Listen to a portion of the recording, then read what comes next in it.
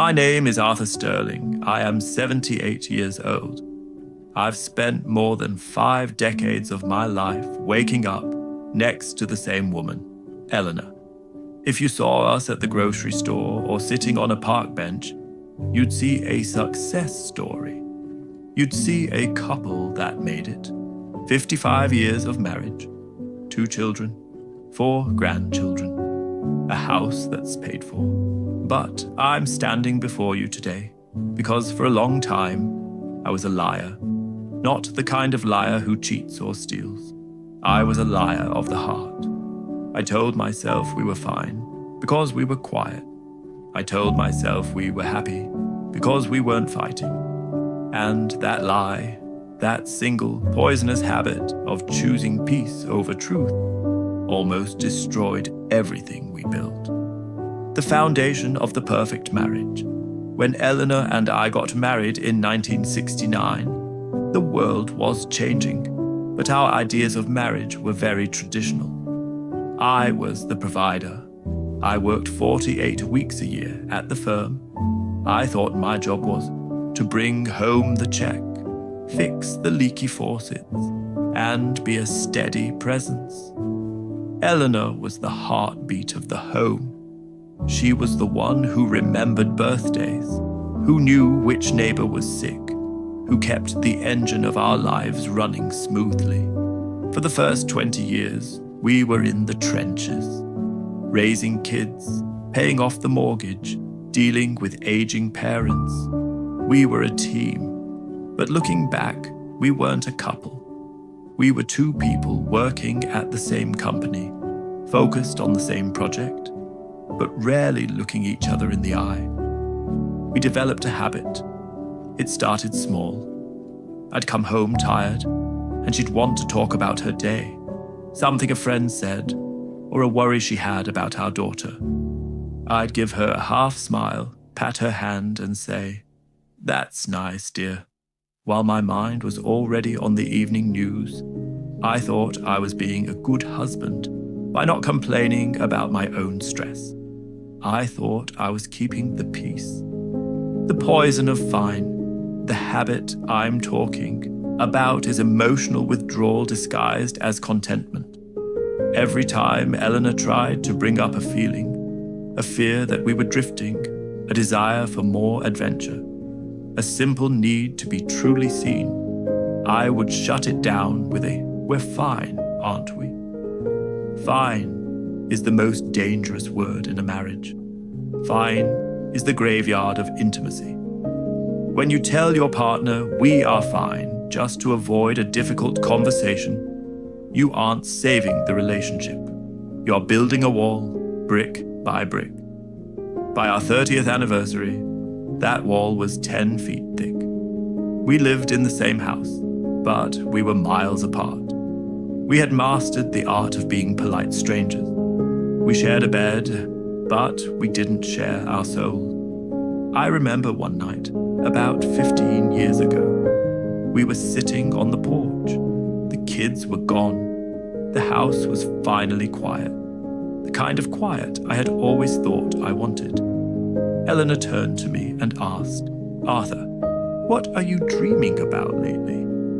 I laughed. I actually laughed. I said, "Eleanor, I'm 63. I'm dreaming about my pension and a new lawnmower." I thought I was being funny. I didn't see the way her shoulders slumped. I didn't see the light go out in her eyes. She wasn't asking about my hobby. She was asking if there was still a man inside me who had passion, or if I had become just another piece of furniture in the house. The breaking point, the crisis, didn't come in the form of a big argument. It came in a letter. It was our 55th year. I was 77. I found a notebook in the guest room.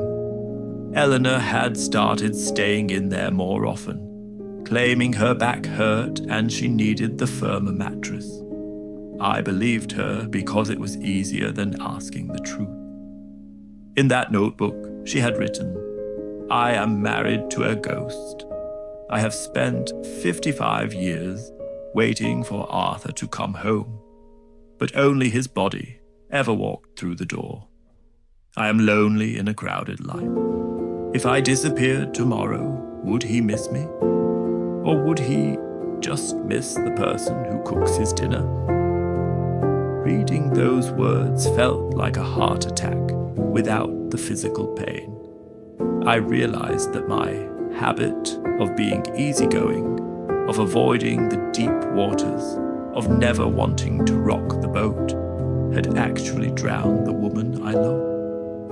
I had spent 55 years being a provider, but I had failed at being a partner. I had provided the house, but I had let the fire go out in the hearth. After I closed that notebook, the house felt different.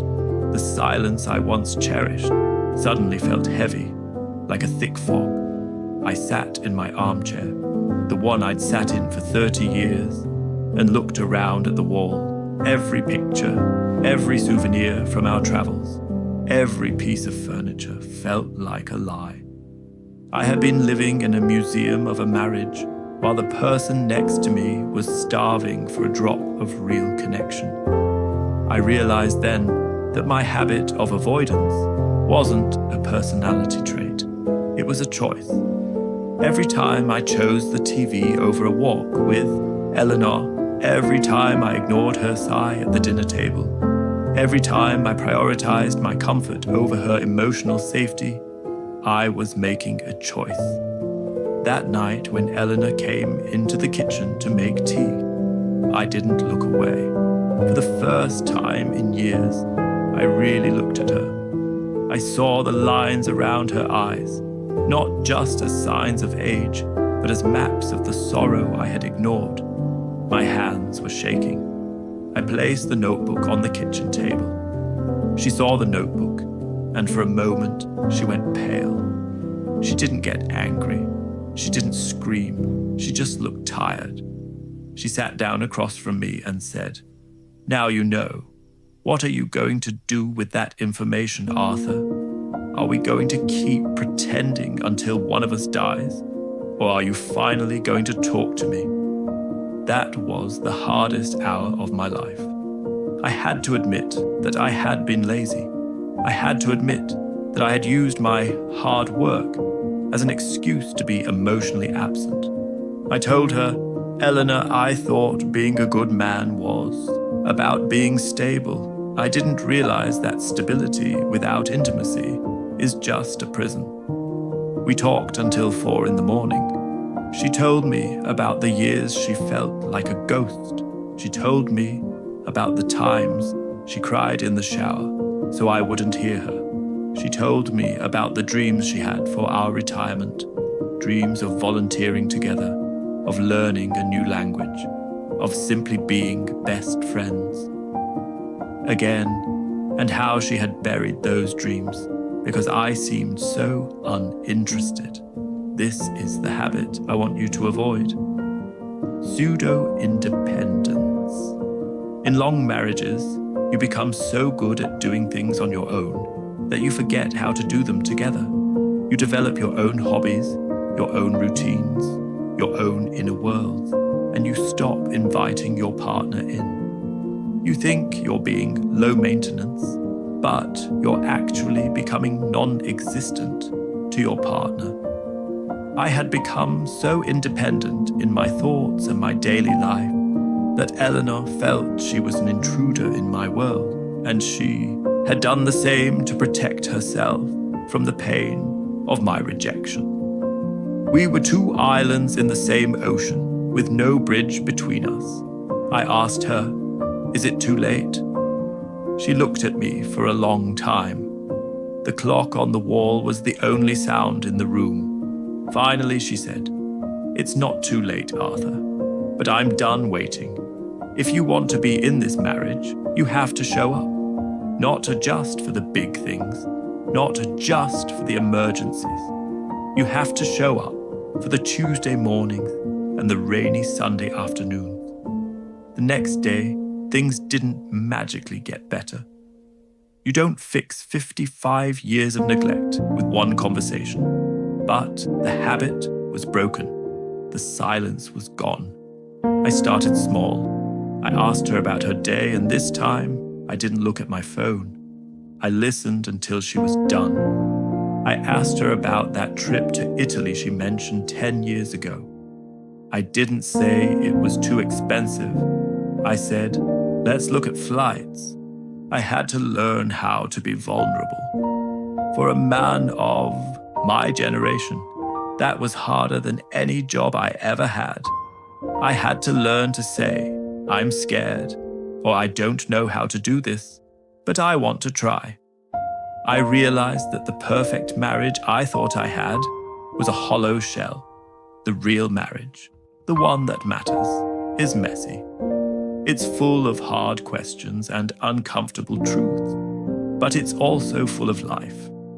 For the first time in decades, I felt like I was actually living with Eleanor, not just beside her. I am 78 now. I don't have another 55 years left. That is the cold, hard truth of aging. When you are 20 or 30, you treat time like an infinite resource.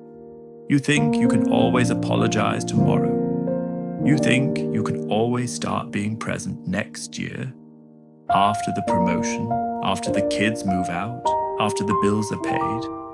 But from where I stand, I can see the end of the road. And let me tell you something. You never regret the money you didn't make. You never regret the chores you left undone. What haunts you are the moments you were physically there, but your heart was miles away. The habit of waiting for the right time is a thief. It steals the only thing you truly own, the present moment with the person you love. Eleanor and I wasted decades in a comfortable fog. We survived, but we didn't thrive. And if I hadn't found that notebook, if I hadn't been forced to look at my own coldness, I would have died an adequate husband, never knowing the incredible woman who had been standing right in front of me all along. Practical advice for the younger generation. If you are listening to this, and you are still in the spring or summer of your life, I want to give you 3 pieces of advice to kill this habit before it kills your marriage. First, practice radical curiosity. Never assume you know everything about your partner. People change. The person you married 5 years ago is not the same person sitting across from you today. Ask them new questions. What are they afraid of now? What brings them joy today? If you stop being a student of your partner, you stop being their lover. Second, prioritize the small yes. When your partner asks you to look at a bird out the window, or to listen to a song, or to join them for a 5-minute walk, say yes.